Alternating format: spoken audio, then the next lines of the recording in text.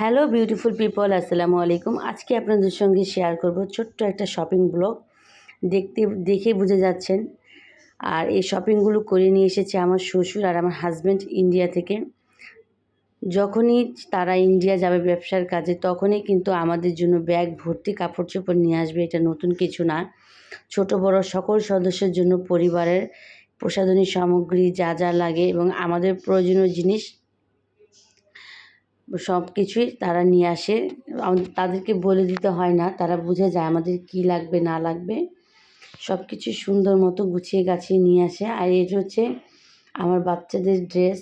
মাশাআল্লাহ, আমার মেয়ের পুতুল সব কিছু মিলিয়ে সবার জন্য কিন্তু তারা অনেক কিছু কিনেছে। কিন্তু দেখেন তো, না আমার হাজব্যান্ডের জন্য কিছু কিনেছে, না আমার শ্বশুরের জন্য কিনেছে। সব কিছু তার পরিবারের সকল সদস্যদের জন্য কিনেছে।